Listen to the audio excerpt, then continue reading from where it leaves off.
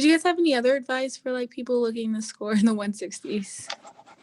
Yes, I have a lot of advice, but mainly, don't look at don't look at the mountain and focus on that. Unfortunately, we have to, and this is what we'll work on in boot camp a lot, is make little tiny hills and slowly reach them, because we paralyze ourselves by like, oh, I'm not even close to 160. I'm not close to 160. I'm not close to 160. And while that might be true, it doesn't help you at all by telling yourself that. Um, Mm-hmm. it took me longer than other people to get to the score that I scored. And it was, even though the journey was longer, it was worth it completely. And I had to stop comparing myself to those lucky people that can study for 5 months and score a 170, but I just wasn't one of them. And Yeah, I don't understand how people come in, and I think you were actually one of where you. I don't know if I honestly can't remember, but I don't see how people come in and just score like so well the first time around. I don't get it. I mean, it's definitely a reflection on like way back, like a lot of things outside of your control. So like, where did you go to high school? What were the resources like there? Where did you go to college and what were the resources there? And like, there's a lot, like Nicole and I were actually talking earlier, like I went to a high school that really stressed vocabulary words, like SAT vocabulary words, but like a lot of these words show up on the LSAT, and that's like an automatic advantage. If you didn't go to a high school that stressed vocab, like granted, like you don't have choice in that. that could be an automatic 5-point advantage at a starting out point, just because yeah. And then like a lot of people too, like if you know lawyers, if your family has lawyers and they know how important this test is, and they're like, okay, my kid's going to be a lawyer, best believe your parents knowing all of this will make those changes so early just to make sure that like you have the best investments. If you don't have lawyers in your family for generations, granted, like we're not going to know how to game the system. Like we're not going to know that like, you know, putting all these resources into your life is important, or it's like not even possible. And I think like the LSAT truly, it's a skills-based test, but it's also a reflection of like systemic like wealth and knowledge. That's like what it is. And really you're studying to overcome like all the things that you didn't have as a given. Okay, yeah. that makes sense. Like, don't be discouraged. Some people start out as better readers, and it helps them significantly. My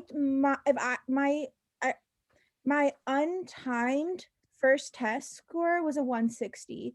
I'm a very good reader, but I'm extremely slow. And it took me then probably a month later I took a time test and I got a 151. Which I don't think it's just I went down. I just like put time, time constraints on me. So I like logically could like think through and solve problems, but it probably took like I probably spent 5 hours on my first test. Like, because I got to take it untimed.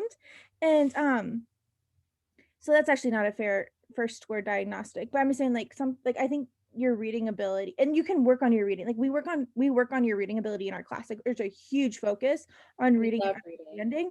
Favorite. I think that's probably the skill set that we are really good at teaching that people say benefits them the most. You agree with that, Jasmine? I think they just like us for our shining personalities.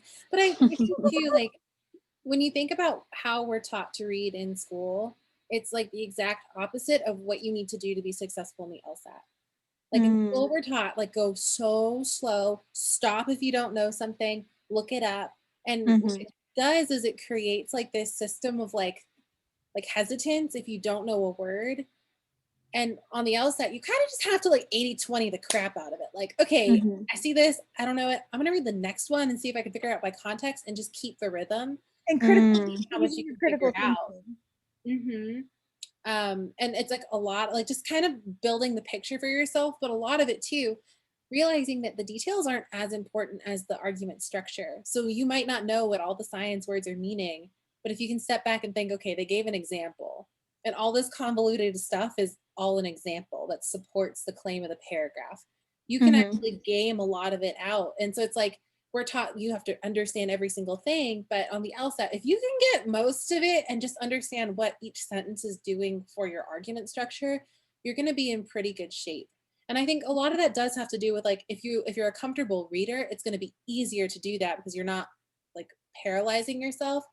But it also means if you're not so comfortable with reading, okay, I just have to know the point of the things, not necessarily everything, but you can get a lot of points by knowing the structure. And just to make sure, like, I think Jasmine, you would agree, like, that doesn't mean that we rush on our reading comp either.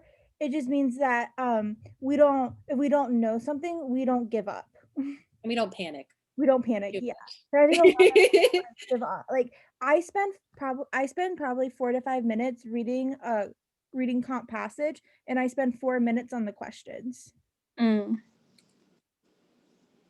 other people vary on that. Like, some people, like, but I spend significantly more, and like it's kind of what, and it's part of it is just thinking like what Jasmine said, where I do the extra work early on, and I ask myself like, oh, this is an example. What is this example supporting? What, like, kind of like, and I set myself up for success. So when I go into the questions, and you're gonna be slow at that at the beginning. I was significantly slow, but you do get faster at it. It's hard work. Reading comp is hard work. There is no easy strategy, or there's no trick, or like there's no. I know what you mean. There's no tutor you can pay that can just make reading comp easy, like without it being some type of hard work. Well, because like it's a skill, and all the hardest skills, like it just takes time to build them. Like I think my track coach would say it takes like 9,000 repetitions for you to do something correctly, like spot on. And so it's like, okay, if we take that, you're going to have to read a passage really slow and for structure like 9,000 times for you to be able to just do that. Granted, it's going to be hard to get to 9,000 times. You might just do it if you're studying for like a year, but it just takes time to get used to, like, okay, what am I looking for? What are the important information that like are guaranteed points on each like question skill, and all the hardest. Oh, sorry, I cooked